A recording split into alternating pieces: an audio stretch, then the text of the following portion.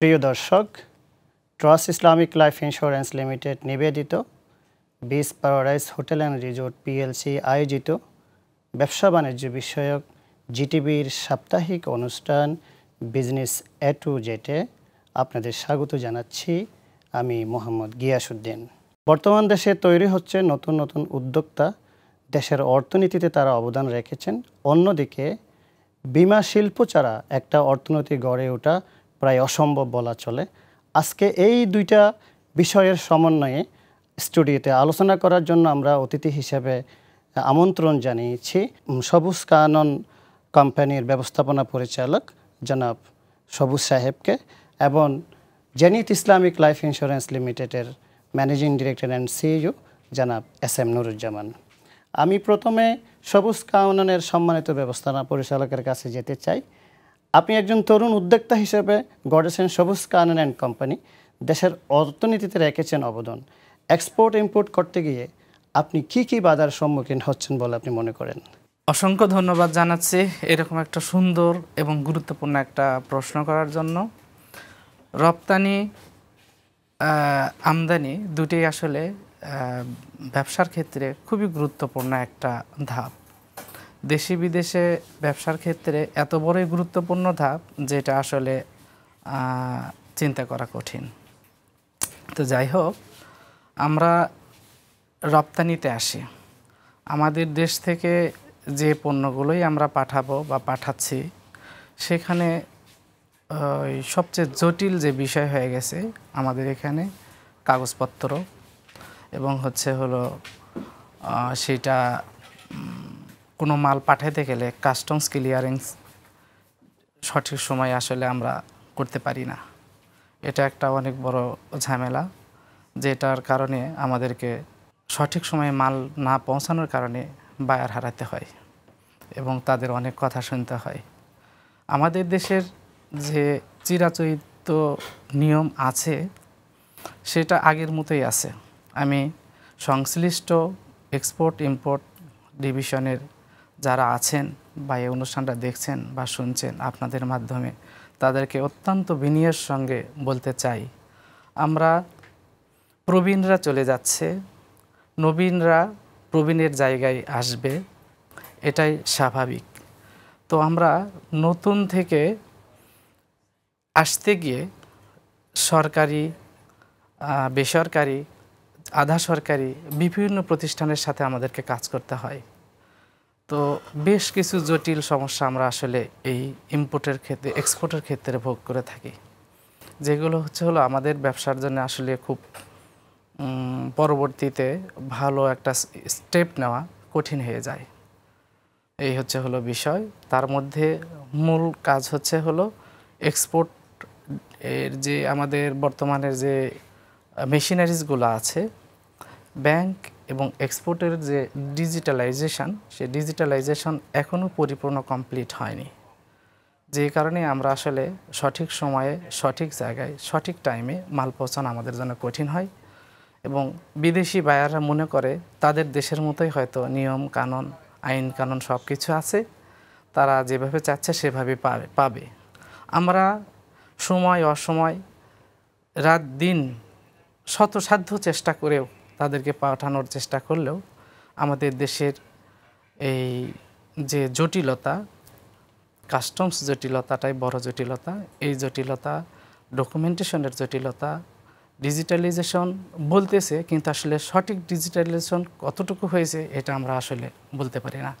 তো যাই হোক, আমাদের এই সংশ্লিষ্ট দপ্তরে, সংশ্লিষ্ট এক্সপোর্টের ক্ষেত্রে যারা আছেন তাদের কাছে আমি আবারও সবিনয়ে অনুরোধ করব, আমরা আমাদের দেশের ইনকাম, দেশের অ্যাভিনিউটাকে বাড়ানোর জন্য আমরা যেন সবাই একযোগে খুব মনোযোগী হয়ে কাজ করি। ডিজিটাল কতটুকু আছে না আছে, কতটুকু অ্যানালগ আছে না আছে, সেটা আমরা যেন প্রায়োরিটি বেসিস কাজ করি এবং নতুনদেরকে এক্সপোর্ট করার ক্ষেত্রে সর্বোত্তম সহযোগিতা করি। জনাব সহজ, আমি একটু ইন্টারাপ্ট করি আপনাকে। আপনি কাস্টমসের জটিলতার কথা বলছেন। আপনি কাস্টমসের জটিলতার বাইরে স্থানীয়ভাবে আপনারা কোনো ধরনের লোকাল কোনো জটিলতা ওখানে ফেস করেন কিনা? এট দি সেম টাইম আপনাদের কিছু অ্যাসোসিয়েশন আছে লাইক বিকেএমই, বিজিএমই, এফবিসিআই, ওদের কাছ থেকে আপনারা কেমন সহযোগিতা পান এবং তারা আসলে আপনাদেরকে সহযোগিতা করেন কিনা? হ্যাঁ, এটা আরও একটা গুরুত্বপূর্ণ প্রশ্ন।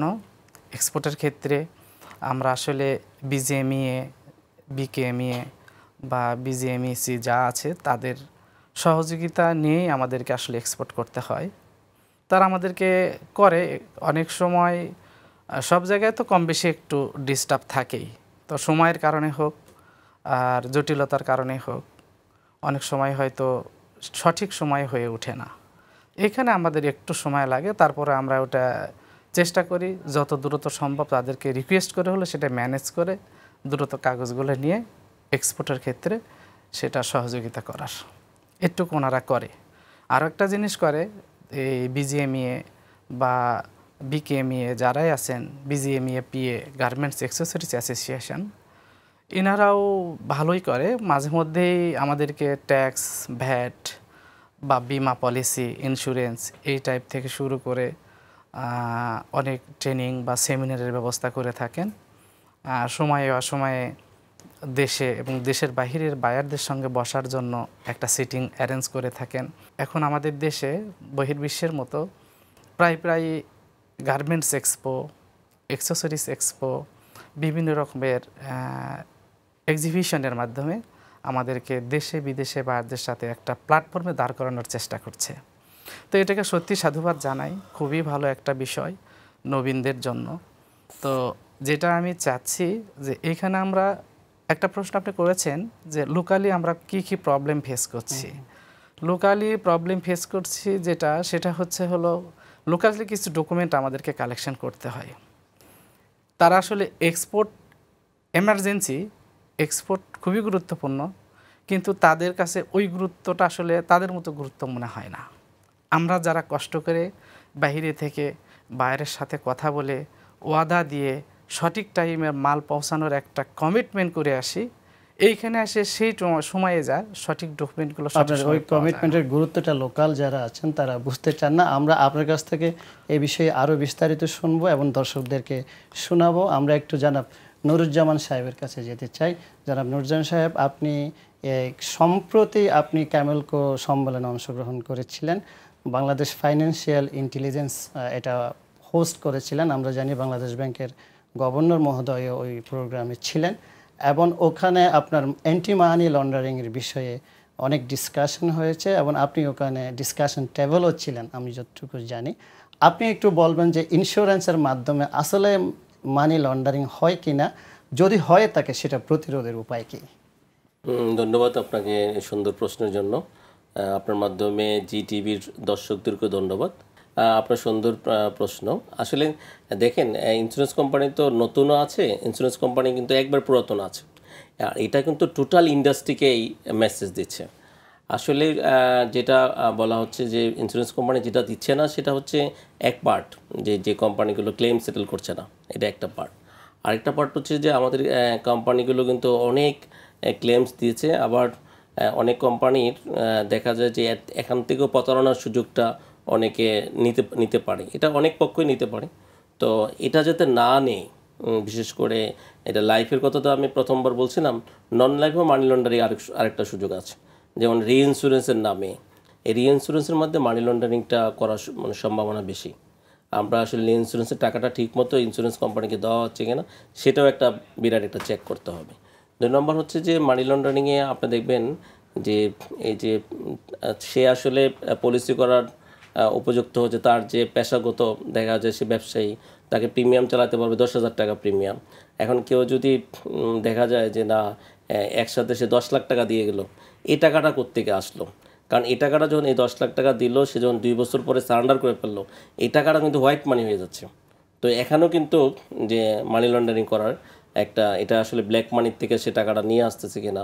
এই জন্য যদি আসলে চেকের মাধ্যমে টাকাটা আসে, অথবা ফান্ড ট্রান্সফারের মাধ্যমে আসে, অথবা মোবাইল ব্যাংকিংয়ের মাধ্যমে আসে, আমরা ক্যাশটাকে যদি কম এনকারেজ করি যে ক্যাশটা নিব না বা কম করি, বা ক্রেডিট কার্ড, ভিসা কার্ড এগুলোর মাধ্যমে যদি করি, তাহলে মানি লন্ডারিং প্রবণতাটা অনেকাংশেই কমে যাবে। আরেকটা হচ্ছে যে আমরা অনেক সময় পরিকল্পিতভাবে মানি লন্ডারিং করা হয়, কিছু গ্রুপ থাকে বিশেষ করে সিঙ্গেল বিমা মানে এফডিআর করার, যেটাকে ইন্স্যুরেন্সে বলা হয় যে এফডিআর, এটার মাধ্যমেও মানি লন্ডারিংয়ের অনেক বেশি সুযোগ থাকে। তো এই সমস্ত পলিসি নিতে হলে সংশ্লিষ্ট ইন্স্যুরেন্স কোম্পানি ম্যানেজমেন্টকে, বিশেষ করে আন্ডাররাইটিং ডিপার্টমেন্টে এবং অ্যাকাউন্টস ডিপার্টমেন্টে এটা গুরুত্ব সহকারে দেখলে, এবং সেটা যদি বাংলাদেশ ব্যাংকের মানি লন্ডারিংয়ের যে টিম আছে এই টিমের সাথে যদি সমন্বয় থাকে, তাহলে এটা ডে বাই ডে অনেক অংশেই কমে যাবে। জনাব নুরুজ্জামান, আমরা এই বিষয়ে আপনার কাছ থেকে আরও শুনব। আমাদের সময় হয়েছে বিরতি নেওয়ার। বিরতির পরে আপনাদের সাথে আবার হাজির হব নতুন নতুন তথ্য নিয়ে।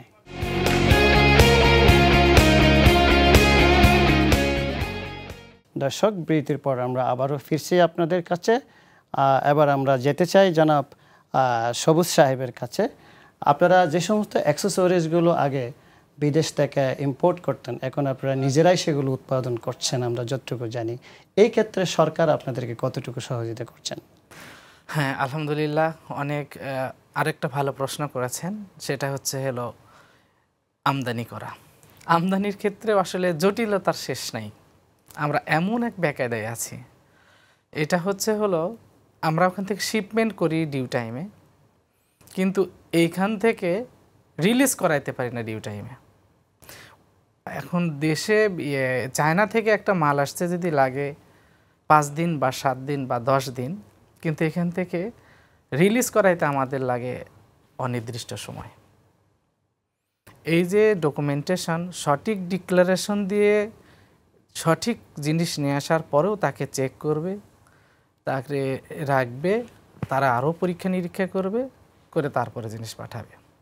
তো যদিও আমাদের দেশে কিছু অসৎ ব্যবসায়ী আছে, তারা অসৎ উদ্দেশ্যে হয়তো অনেক কিছু করে থাকে, সেগুলো তারা যারা এই লাইনে কাজ করে তারা দেখলেই বোঝায় যে হ্যাঁ এরা অসৎ।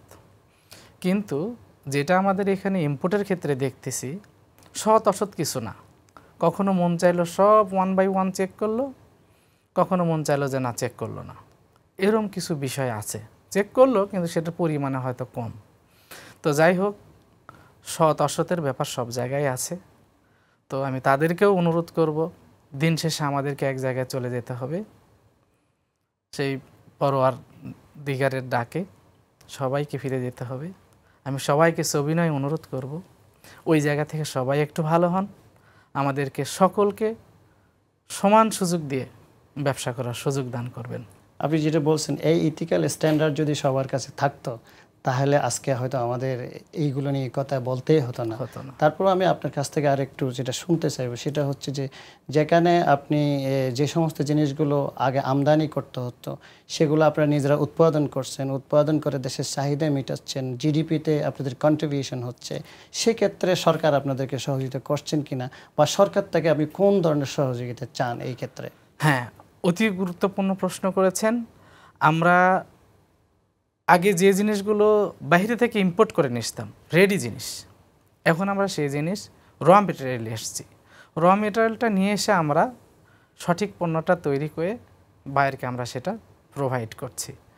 তো এখানে দেশের জিডিপি, যেখানে আমরা বাইরে কিনতাম হয়তো এক পিস $10 দিয়ে, আমরা সেইখানে ওইটা কিনতেছি $5 থেকে $6 দিয়ে। বাকি এখানে এসে আমরা শুধু অ্যাসেম্বলিং করা, মেকিং করা, এই করে আমরা $10 বিক্রি করতেছি। এখানে আমাদের অনেকগুলো খরচ যদিও আছে, সব কিছু বাদ দিলেও আমাদের 20-15 এইরকম পার্সেন্টেজ বিজনেস প্রফিট আমরা রাখছি, এবং এই প্রফিটের নির্দিষ্ট একটা মার্জিন গভর্নমেন্টকে আমরা দিয়ে দিচ্ছি। এর সাথে ভ্যাট, ট্যাক্স যখন যা প্রয়োজন সরকার আমাদের কাছে ঠিকঠাক মতো কেটে নিচ্ছে। কিন্তু আমরা যেগুলো সুযোগ সুবিধা পাওয়ার কথা আসলে সেগুলো আমরা সঠিকভাবে পাচ্ছি না। যদিও আমরা বুঝি কার কাছে যাব, কার কাছে বিচার দেব, কোথায় বলবো, যেখানে বলবো সেখানেই বিপদ। আজকে বলবো, পরের দিন আর আমার ফাইল নড়বে না, পরের দিন আর আমার কাজ হবে না। আমি তো চাইলেই ওনাকে সরাইতে পারবো না। আমরা ভয়ে ভয়ে কাজ করি, আমাদের ভিতরেও ভয় কাজ করে। কারণ আজকে মাল নিয়ে এসেছি, কোনোভাবে ধরার চেষ্টা করবে, পরবর্তী তার ফাইল নড়বে না, ব্যবসা আমার ওই পর্যন্তই বন্ধ। কাজ আমাদেরকেও ওই সমস্ত ভয় নিয়ে কাজ করতে হয়, এবং তাদেরকে রিকোয়েস্ট করে আমাদের সহযোগিতা নিয়ে আগাইতে হয়। এই সমস্যাগুলো যারা সমাধান করতে পারবেন তারা যাতে এই বিষয়গুলো শুনে যাতে অদূর ভবিষ্যতে জিনিসটাকে সহজ করে দেয়, এটা আমরাও আশা করি। আপনার কাছে আমি আবার আসবো, একটু জনাব নুরুজ্জামান সাহেবের কাছে যেতে চাই। জনাব নুরুজ্জামান সাহেব, আমরা জানি যে সম্প্রতি একটি ডিস্ট্রিবিউশন চ্যানেল গভর্নমেন্ট অনুমোদন দিয়েছেন, বাংলাদেশ ব্যাংক এবং ইন্স্যুরেন্স ডেভেলপমেন্ট রেগুলেটরি অথরিটি, যেটা ব্যাংক অ্যাসুরেন্স। ব্যাংক অ্যাসুরেন্সের আপনি মেরিট এবং ডিমেরিট সম্পর্কে যদি একটু বলতেন। ধন্যবাদ আপনি খুব সুন্দর প্রশ্নের জন্য। আসলে ব্যাংক ইন্স্যুরেন্স তো মেরিট যেটা বলি সেটা হচ্ছে ব্যাংক ইন্স্যুরেন্স অন্যান্য পৃথিবীর সব দেশে আছে, আমরা আসলে আরও পরে করেছি। তা আমি মনে করি এটা খুবই ভালো দিক। ব্যাংক ইন্স্যুরেন্স করার কারণে এই যে ইন্স্যুরেন্সের যেটা নেতিবাচকতা ছিল মানুষ, যে ইন্স্যুরেন্স আসলে মানুষ মনে করতো এটা সমবায় সমিতি বা এমএলএম প্রতিষ্ঠান বা মাল্টিপারপাস, এটা আর এখন বলে না। এখন বলে যে আরে ব্যাংকই তো ইন্স্যুরেন্স করতে বলে। তা আবার ব্যাংকের কর্মীরাও বিশেষ করে কিছু কর্মকর্তারা নাক ছিটে তো আর ইন্স্যুরেন্সে টাকা রাখবেন কিনা। এখন আরও ইন্স্যুরেন্স করার জন্য ব্যাংক আরও খুব রিকোয়েস্ট করছে। এটা খুবই ভালো এবং এটার কারণে জিডিপিতে এটার একটা বিরাট অবদান আসবে। তো এখানে মানে ইন্স্যুরেন্স কোম্পানির ডিমেরিটসগুলো যদি আমি বলি, সেটা হচ্ছে সেটা বড় কিছু কোম্পানিগুলো সুবিধা পাচ্ছে। আমরা বিশেষ করে ছোট ছোট যে কোম্পানিগুলো সেই সুবিধাটা পাচ্ছে না। এটা না হওয়ার কারণ কি? না হওয়ার কারণ হচ্ছে সব ব্যাংকগুলোকে বাংলাদেশ ব্যাংক পারমিশন দেয় নাই। এখন আমরা মনে করি যে সকল ব্যাংকগুলোকে পারমিশন দিতে হবে। এখানে এই পারমিশনের একটা জটিলতা মানে রয়ে গেছে। যদি বাংলাদেশ ব্যাংক, আইডিআর এবং এফআইডি এই তিনটা মিলে যদি আমাদের এখানে অ্যাসোসিয়েশন আছে, ফোরাম আছে, তারাও যদি মিলে সকল ব্যাংক যদি ব্যাংক ইন্স্যুরেন্সে চলে আসে, তাহলে ওই ছোটো কোম্পানিগুলোকেও তারা নিবে, কাছে টেনে নিয়ে যাবে। তো এটা একটা মানে সুবিধা হবে। তাহলে ছোটো কোম্পানির প্রিমিয়াম বাড়বে, ম্যানেজমেন্ট কস্ট কমবে। তাহলে এতে মানে এটা ব্যাংক ইন্স্যুরেন্সের সফলতা সবাই পাবে। নাহলে দেখা যাবে তেলের মাথায় তেল হচ্ছে, যেগুলো বড় সেগুলো আরও বড় হচ্ছে, কিন্তু ছোট ছোট রয়ে গেছে। তাহলে এটা একটু বিরাট ডিমেরিটস রয়ে গেল। আরেকটা হচ্ছে ব্যাংক ইন্স্যুরেন্সের আমরা যেটা মনে করি যে ব্যাংক তো হচ্ছে এজেন্টস নিয়েছে।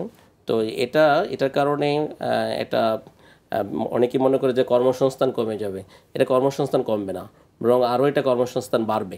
আর ইন্স্যুরেন্স যারা আসলে এক্সপার্ট যারা, তাদেরকেও দেখা যাচ্ছে এখন কিন্তু ব্যাংকেও চাহিদা টানতেছে যে তাদেরকে ব্যাংকে চাকরি দিচ্ছে। এটা একটা বিরাট একটা মানে কর্মসংস্থান আরও নতুন করে সৃষ্টি হচ্ছে। তো এটা আমরা মনে করি এটার জন্য আরও বেশি ট্রেনিং দরকার। অনেকেই ব্যাংক ইন্স্যুরেন্স বুঝে না। তো এটা যদি আমরা সেভাবে ট্রেনিং ব্যবস্থা করতে পারি, তা এখন এটা প্রচারণা আরও বাড়াতে হবে, তাহলে জনগণ আরও এটা বুঝতে পারবে। তাহলে দেখা যাবে ব্যাংক ইন্স্যুরেন্সের সফলতা মানে দিন দিন বৃদ্ধি পাবে।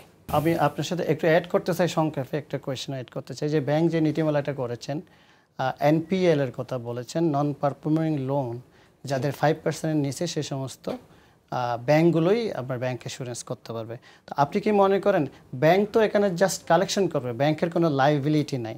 যেহেতু ব্যাংকের কোনো লাইবিলিটি নাই, সেক্ষেত্রে এনপিএল এর নীতিমালাটা ব্যাংকের জন্য, ব্যাংক অ্যাসুরেন্স করার জন্য কেন হবে?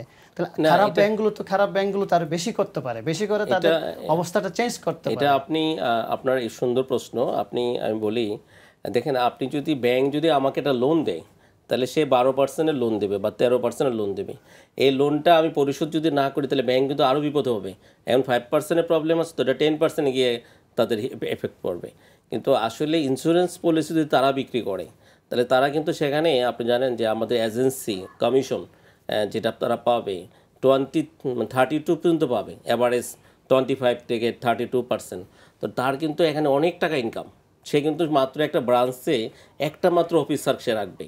ওই একটা অফিসারই যে ডিপিএস করতে আসবে, যে তার এফডিআর করতে আসবে, যে তার লোন নিতে আসবে, তাকে বলবে যে আপনি এটা ইন্স্যুরেন্স করেন। তাহলে এখানে কিন্তু তার বিরাট প্রফিট। এবং যে ব্যাংকগুলো 5% প্রবলেমে আছে, সেগুলো কিন্তু আরও বেশি করা দরকার, আরও বেশি ওপেন হওয়া যায়। এখনও আপনি দেখবেন আমার চোখে পড়ে নাই, এখন একটা সরকারি ব্যাংক কিন্তু আসে নাই ব্যাংক ইন্স্যুরেন্সে। তো এটা সরকারি ব্যাংকগুলো কিন্তু আসা দরকার। প্রবলেমে কিন্তু সরকারি ব্যাংকগুলো আছে। আমরা দেখি যে দুর্বল ব্যাংক 5টা চিহ্নিত করছে সরকার। এই 5টা দুর্বল ব্যাংক বাদ দিয়ে বাকি সবগুলোকে ব্যাংকগুলোকে ওপেন করে দেওয়া দরকার। এবং সেটা ওপেন করে দেওয়া দরকার এভাবে যদি নীতিমালাটা হয়, যেমন 36টা কোম্পানি আছে আমাদের লাইফ ইন্স্যুরেন্স যদি আমরা ধরি, এবং নন লাইফটা যদি আলাদাভাবে ধরি, 36টাকে আগে 36টা ব্যাংক নিতে হবে। এভাবে যদি চিন্তা করি, আপনি দেখবেন যে একটা লাইফ ইন্স্যুরেন্সকে 3টা ব্যাংকও নিয়েছে, আবার কোনো লাইফ ইন্স্যুরেন্স একবারে নেয় নাই, তাহলে তো এটা মানে সবার জন্য এটা সমতা হচ্ছে না। যেমন আমরা আপনার থেকে আগামীতে এটা আরো বিস্তারিত শুনবো। আমি একটু জনাব সোহেল রানা সবুজের কাছে যেতে চাই, একটু সংক্ষেপে যদি আমাদেরকে বলতেন আপনি কোম্পানি তৈরি করতে গিয়ে আপনার কি কি পরিস্থিতি মোকাবেলা করতে হয়েছে। খুবই সুন্দর একটা প্রশ্ন করেছেন, যেটা তরুণদের জন্য খুবই গুরুত্বপূর্ণ। নতুন একটা প্রতিষ্ঠান করতে গেলে শুরু থেকে শেষ পর্যন্ত অনেক বেশি চ্যালেঞ্জের মুখোমুখি হতে হয়। সেটা সময়ের, সর্বপ্রথম হচ্ছে সময়ের, তারপরে হচ্ছিল কাজের দক্ষতার, তারপরে হচ্ছে অনেস্টির, তারপরে হচ্ছে দায়িত্ববোধের।